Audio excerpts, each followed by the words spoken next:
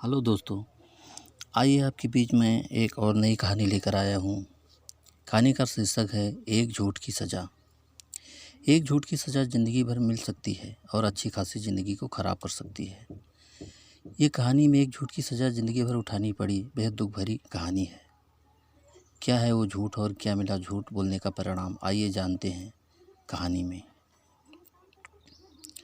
ऋचा और कार्तिक की arrange marriage हुई थी। क्या था कि कार्तिक शुरू से ही थोड़ा बिगड़ा था और ऐसे ही दोस्तों यारों के साथ घूमता रहता था। इसलिए घर वालों ने कार्तिक की शादी करवा दी। कार्तिक की शादी ऋचा से हो गई। ऋचा बहुत अच्छी लड़की है, लेकिन कार्तिक अभी भी नहीं सुधरा था। कई लड़कियों से बात करता था और दोस्तों के साथ घूमता रहता था। कार्तिक के परिवार ने ऋचा की फैमिली को ये सब पता नहीं चलने दिया, ये सोच कर कि कार्तिक शादी के बाद सुधर जाएगा। इसीलिए झूठ बोलकर कार्तिक की शादी ऋचा से करवा दी और शादी के कुछ दिन बाद ही कार्तिक दोस्तों के साथ देर रात तक घर से बाहर रहने लगा। इसीलिए एक दिन ऋचा फिक्र करते हुए कार्तिक को फ़ोन करती है, लेकिन कार्तिक फ़ोन बार बार काट देता है।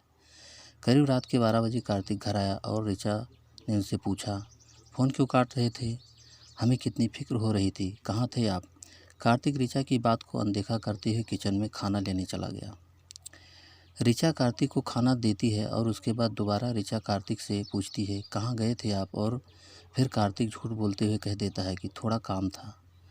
शादी के 1 महीने बाद तक कार्तिक को घर पर ही देखकर ऋचा सोचती थी कि ये काम पर क्यों नहीं जाते। इसीलिए एक दिन ऋचा ने कार्तिक से पूछा, आप काम पर क्यों नहीं जा रहे हैं?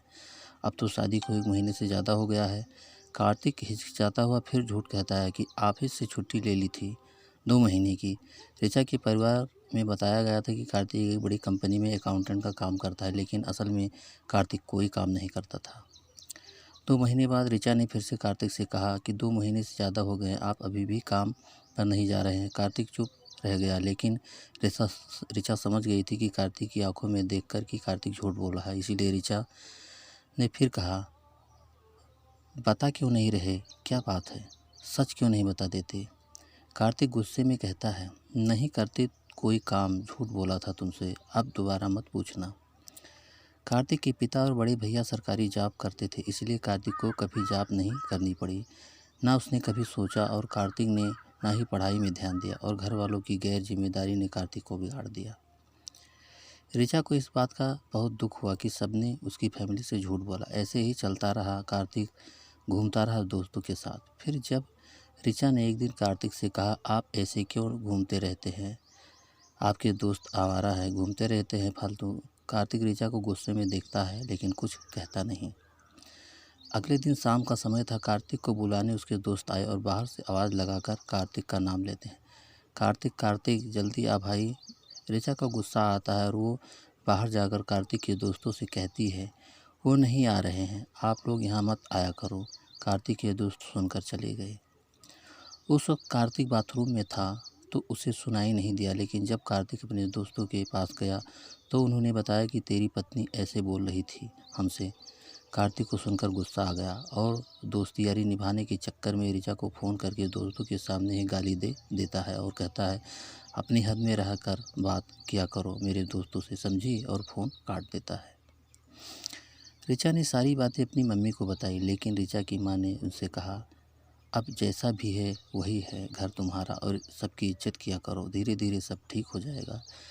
लेकिन ऋचा को ये सब ठीक नहीं लग रहा था। ऋचा ने कुछ दिन बाद कार्तिक से फिर कहा, आप कोई काम क्यों नहीं देख लेते? कार्तिक गुस्से में बोलता है, तुम्हें क्या करना है, मैं काम करूं या नहीं? भूखी तो नहीं रहती न तुम? कार्तिक इतनी बुरी तरीके से बोलता है कि ऋचा चुप रह जाती है और उदास होकर बैठ जाती है। फिर जब कार्तिक घर से चला जाता है तब ऋचा अपने सास ससुर से बात करती है और कहती है, पापा आप इनसे कहिए काम करें, दिन भर घूमते रहते हैं। ससुर बहू सुनता कहाँ है, वो इतनी बार तो कहा कर देख लिया। ऋचा तो आप पैसे देना बंद कर दीजिए, जब पैसे नहीं होंगे तो काम करना ही पड़ेगा। कार्तिक के पापा ऋचा की बात पर गौर करते हैं और जब कार्तिक पैसे मांगने आया तो कार्तिक के पापा ने पैसे देने से मना करते हुए कहते हैं, अब तू काम करो, मैं पैसे नहीं दे सकता।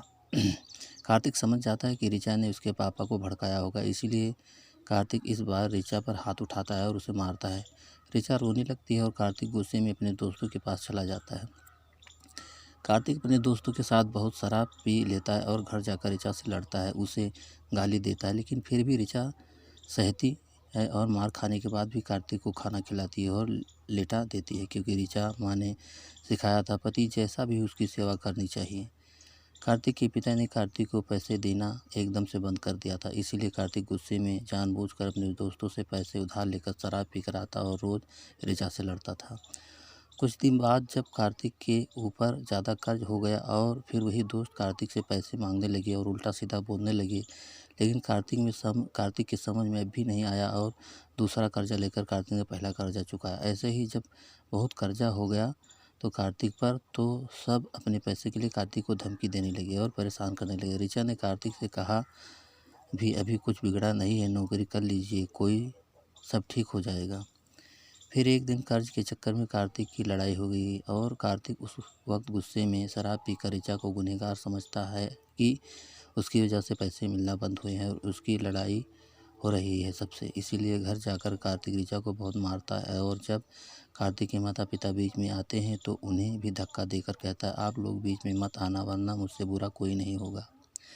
कार्तिक की इन्हीं हरकतों की वजह से कार्तिक का बड़ा भाई कार्तिक से मतलब नहीं रखता और उसकी पत्नी कार्तिक से दूरी बनाए रखने को ही कहती थी, इसीलिए वो इस लड़ाई में नहीं बोले। कार्तिक ऋचा को मार के फिर शराब पीने चला गया, ये कहते कहते कि चली जा यहाँ से वरना जान ले लूँगा। ऋचा रोते रोते अपनी माँ को फ़ोन करती और कहती, मम्मी ले जाओ, हमें बहुत मारा उन्होंने। ऋचा को रोता देखकर ऋचा की माँ अपने पति से कहती है, लेकिन ऋचा के पिता ज़्यादा ध्यान न देते हुए कहते हैं, कोई गलती होगी और क्या यहाँ घर पर बैठकर रखना चाहती हो लड़की को। ऋचा के पिता की सोच ऐसी थी कि लड़की की एक बार शादी हो जाए तो उसका पति मारे पीटे कुछ भी करे, लड़की को सब सहना चाहिए और पति की बात माननी चाहिए। ऋचा की माँ भी उन्हीं बंधनों में बंधी थी, इसीलिए ऋचा की माँ ने ऋचा से कह दिया कि यही है हम औरतों की ज़िंदगी, बेटा सहना पड़ेगा सब कुछ, और फ़ोन रख देती। ऋचा भी दोबारा फ़ोन नहीं करती और जब कार्तिक शराब पीकर आया तो इस बार उसने नशे में कमरे में ऋचा को बंद करके बहुत मारा। ऋचा रोती रही, पीटती रही, लेकिन उन्होंने कार्तिक को एक शब्द बुरा नहीं बोला। सुबह कार्तिक को जब होश आया तो उसने ऋचा को एक कोने में अपना हाथ पकड़े रोता देखा, लेकिन उसके दिल में ज़रा भी हमदर्दी नहीं थी। जब सुबह कार्तिक चला गया तब उसने अपनी सास को बताया तो पता चला कि ऋचा का हाथ टूट गया है। रात भर ऋचा अपने हाथ के दर्द से तड़पती रही। उस वक्त कार्तिक के पिता को एहसास होता है कि झूठ बोल कर गलत किया, कार्तिक के बारे में पहले ही बता देना चाहिए था। ऋचा ने अपने परिवार में सब बताना बंद कर दिया था और कार्तिक को आदत सी लग गई थी ऋचा से लड़ने की और उसे मारने की। ऋचा भी सब सहती रही और अंधेरी अंदर घुटती रही। फिर एक दिन बिना किसी को बताए चूहे मारने की दवाई खाकर सो गई और फिर कभी नहीं उठी। अब कार्तिक के पछताने से कुछ नहीं हो सकता, वो कितना भी दुखी रह ले और अपनी गलती का एहसास कर ले, ऋचा वापस नहीं आएगी। मगर कार्तिक अब अच्छी नौकरी करने लगा, लेकिन खुश नहीं था। उसे अपनी गलती का पछतावा आज तक है, लेकिन पछताने से ऋचा वापस नहीं आएगी। कार्तिक के और ऋचा के पेरेंट्स को भी अपनी गलती की सज़ा ज़िंदगी भर ऋचा के मासूम चेहरे में नज़र आती रहेगी। इस कहानी में सबसे बड़ी गलती पेरेंट्स की थी। कार्तिक के माता पिता ने झूठ बोलकर ये शादी करवाई और ऋचा के माता पिता ने भी उनकी सहायता की। कार्तिक के माता पिता ने ये सोचकर झूठ बोला था कि कार्तिक सुधर जाएगा। कार्तिक सुधर गया, लेकिन ऋचा के जाने के बाद।